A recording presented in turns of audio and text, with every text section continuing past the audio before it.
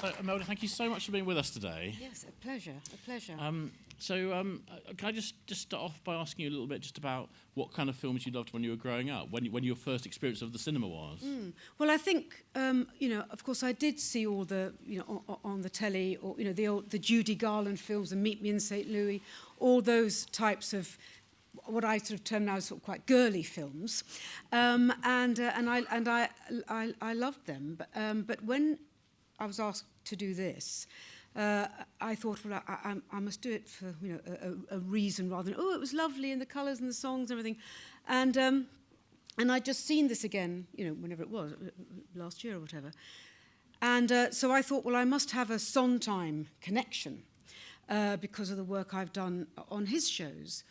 And of course, I realised about this, and then tell me to shut up if I'm... No, but they're here for you.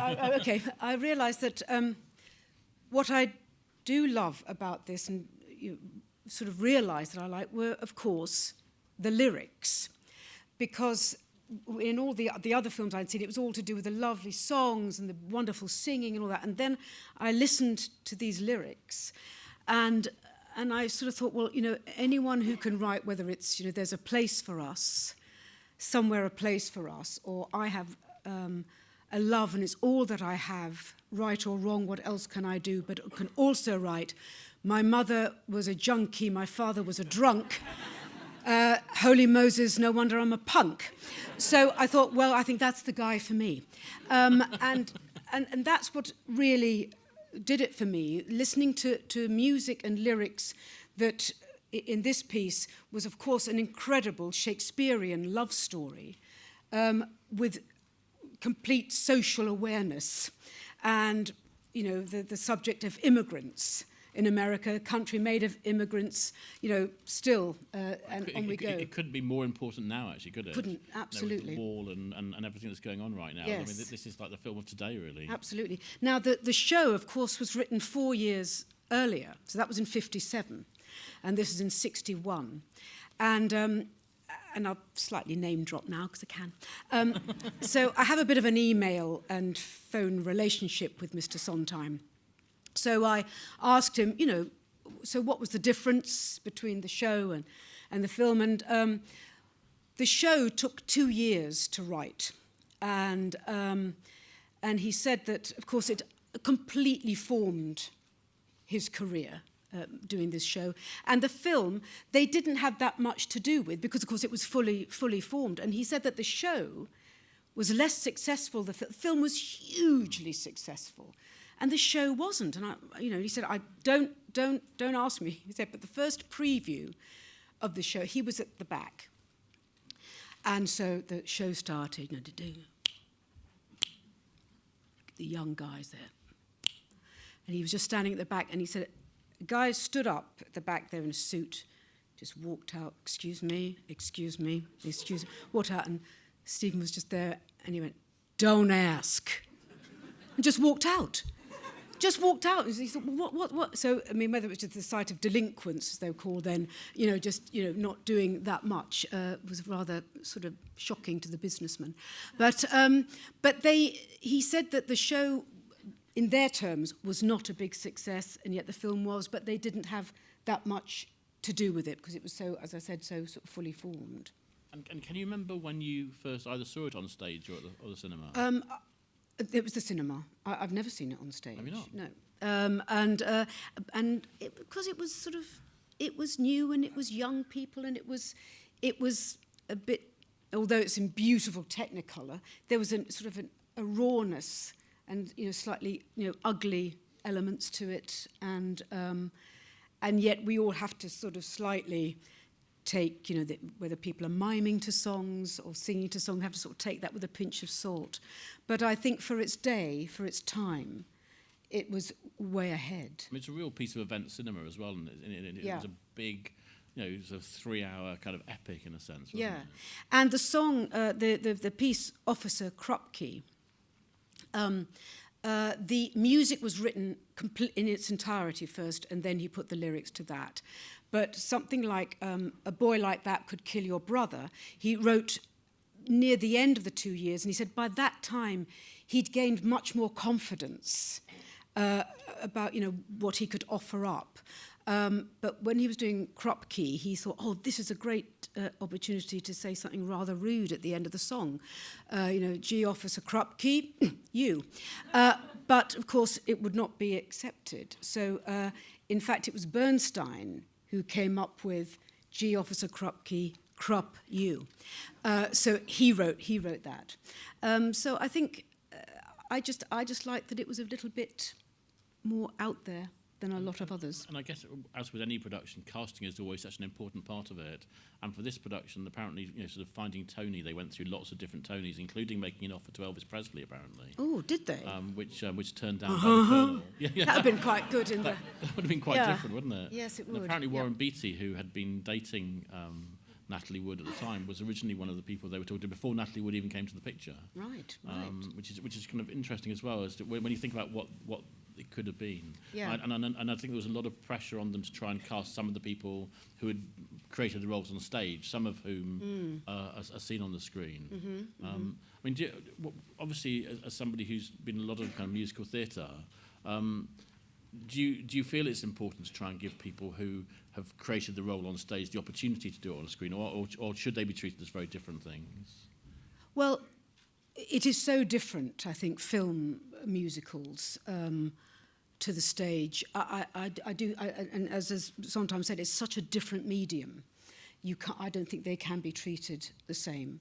So I don't think that really would worry me. And when you're, as somebody who is an actor who's performed a lot on stage in musical theatre, are you, when you're watching something like this or something that you've been in as well, are you able to kind of detach yourself as a viewer, or are you constantly thinking as an actor yourself about what they're doing and how it is? I think if it's all working, you should be with the story, and you should just be looking at that and marvelling in it all. And I think it's only if it isn't sort of great, you think, oh, and she's got the wrong socks on. Why should... Oh, hello, Christmas socks. So I think if it's working, you should be swept along by it. And I'm always very willing to be swept along by that. Because I think, let's face it, we as humans, we talk. We don't sing to each other. So it is an odd thing, isn't it, no matter what? And I think... I wonder, this is maybe a question for the audience now, is it easier to suspend your disbelief in the theatre than in film? What do you think? Hands up who thinks you can be swept along more by a musical in the theatre. Some. Okay, and in film, more. Yeah. It is the BFI, I guess. Oh, yeah. Yes. If you asked that question at the Savoy, you'd all sing the answer. Yes. Well, I think, right, yeah, okay, yeah. That is interesting, though, actually, yes, isn't it? Yeah. And in terms of when you're in a production yourself, do you do a lot of research beforehand, or do you let the script sort of talk for itself? Well, I think if you've got a really good play, like, for example, I think Gypsy is a really good play with sometimes, the way he writes inside someone's head so totally, or inside their emotional place so well. That's easy to do, and I think that's why I do so many dysfunctional pieces, because I find that much more interesting than happy shows. Good luck, hello, Dolly. Yeah, but I always want to find something that has a journey for someone to make. And there are certainly journeys in this, and I think there are journeys in everything, and I think it's up to us to find them. And they might be written on the surface, but then it's our job to go underneath. Because even as people we meet, we go, hi, how are you doing? Fine, covers so much. Yeah. I'm fine. Really? So that's what I look for, the really. And hopefully we can... And also, that doesn't, it shouldn't take away from the end result that might be glorious and joyous and happy. But let's make that journey, because I think it will mean so much more. And Robert Wise, who directed West Side Story, who went on to direct, obviously, Sound of Music 4 years later, I don't think he had been part of a musical film before in terms of directing, and brought Jerome Robbins in for the choreography. And I think, although the studio, I think, got rid of Jerome Robbins after a while, definitely his kind of presence is felt. And the choreography and directing, traditional directing, are very different, though, aren't they? Yeah, I mean, like I think Bob Fosse, who are capable of kind of managing both, but it is a different beast. Well, yeah, you want the director and the choreographer to absolutely be on the same page, but I think some egos are bigger and louder than others, and I think they knew his worth, Jerome Robbins. They knew his worth, and had to tolerate that, when you do, and it's up there for us all to see. You don't have to spend Christmas with him, but if he can do that dance routine like that one, you sort of go, well, I'll forgive that. That's okay. And obviously, bear in mind that probably about a quarter of the audience haven't seen the film, which is really interesting. So without being sort of too spoilery, are there particular sort of standout moments? When you say that, are there particular standout moments for you that when you watch them again, you really do kind of give you that sort of goose pimply moment? Well, just watching the opening, actually, which I watched this morning, and just thinking, my God, it was so new. For people who haven't seen it, you have to remember, I know it's hard to remember, that this was so new to have people dancing on location, because all musical films back in the 30s, 40s, 50s, were in studios, and now they were out on the streets. It's studio and streets, but that was new. I think I love the opening sequence, and it was very different then, and not being all, that's right, lit beautifully inside a studio, and I found it very liberating. To watch that. And it was a huge success. It had 11 Oscar nominations and won 10 of them. So, that by any standards is huge, isn't it? So it was the big event of film. It's interesting just what you were saying before about that on stage, they didn't see it as being such a big success. Yeah, and he even sometimes didn't give me not a jot of info on that. Absolutely no insight, really, to why. And I think with all, if it's a playwright, you just have to let it go. Once you've written it, once it's out there, once people are there, sitting there or walking out, whatever, that's all you can do, is do that. But for him, to be asked to do that show originally, absolutely paved the way for him. And, he said he's forever grateful for that. But he was